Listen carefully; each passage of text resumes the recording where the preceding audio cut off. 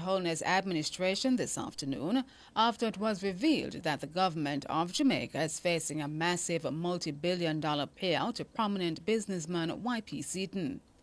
This after the UK-based Privy Council this morning handed a massive victory to Seaton in a 3-decades-long legal battle with what's now Sagicor Bank, Jamaica. The ruling is sending shockwaves through Jamaica's financial sector this afternoon, as it's emerging that Sagicor was indemnified by the government of Jamaica through the financial sector adjustment company FinSac.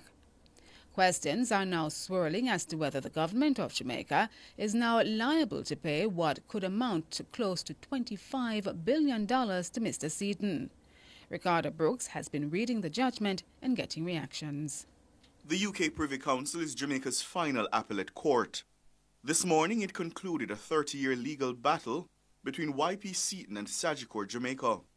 The original question in the case was whether Sagicor's predecessor, Eagle Commercial Bank, was correct to freeze and debit the foreign currency accounts of Mr. Seaton. Then Justice, now Chief Justice Brian Sykes, had ruled that the bank was not entitled to do so. The UK judges therefore had to decide whether Seaton was now entitled to the US dollar amounts which were in his accounts in May of 1992, plus compound interest on the sums from that date until now. This morning, the law lords said yes.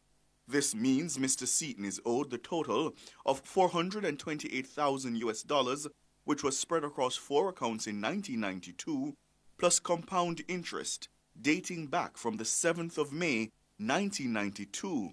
That's 30 years ago.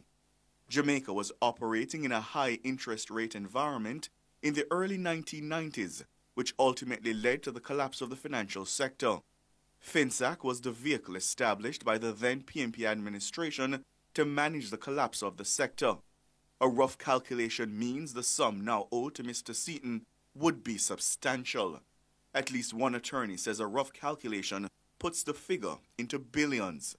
The law lords have tasked the registrar of the Privy Council with doing the accounting to determine the total owed to him.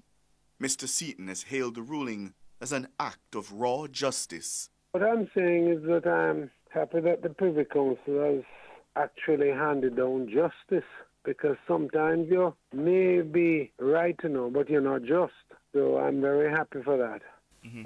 And I mean, I'm sure your attorneys are still looking into the matter, but based on what the court has ruled, what is the final award you're expecting, Mr. Seaton? Well, the important thing is that it's compounded. Whatever the rates are worked out at, it is going to be compounded. But there are no questions as to who exactly will be liable to pay the amounts awarded. Nationwide news checks reveal that an affidavit submitted in the case in 2015 by former Financial Secretary Devon Rowe revealed that the Jamaican government is exposed in the matter. That exposure arises from a share sale agreement entered into between FinSac and RBTT International and RBTT Financial Holdings Limited at the time RBTT took over Union Bank. Union Bank was formed from a merger of several failed banks, including Eagle Commercial, that were taken over by the Patterson administration of the 1990s. Union Bank was subsequently acquired by RBTT and renamed RBC Royal Bank in June of 2011. RBC Jamaica was acquired and merged with Sagicor Bank in June of 2014. Based on the share sale agreement, a full indemnity was provided to RBTT from FinSac for all losses suffered and costs that would reasonably be incurred by RBTT relating to any litigation commenced against Union Bank prior to the acquisition of RBTT of the shares. The Court of Appeal had concluded that by virtue of that indemnity, the government is the party that would have to satisfy the judgment debt awarded in favor of Seaton against Sagicor. When our news center contacted President and CEO of Sagicor, Christopher Zaka, he declined to comment on the matter, noting that he was awaiting word from the bank's attorneys. Nationwide news sources have confirmed that Sagicor Jamaica is set to release a statement this afternoon confirming its indemnity.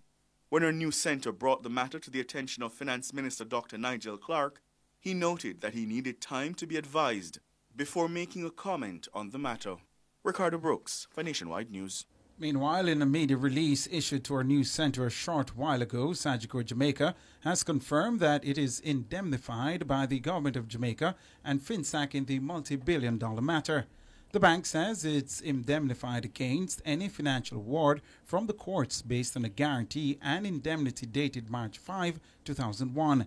PJ Patterson was Prime Minister and Omar Davies was the Finance Minister at the time that indemnity was signed. Sagicor Bank says based on that agreement, the government of Jamaica accepted responsibility for any costs or liabilities which arose prior to 2001 share purchase by RBTT Bank. The bank also says the indemnity applies to any subsequent purchases such as Sagicor itself. Sagicor is assuring its clients and stakeholders that there is no financial exposure to the bank. The Jamaican Bar Association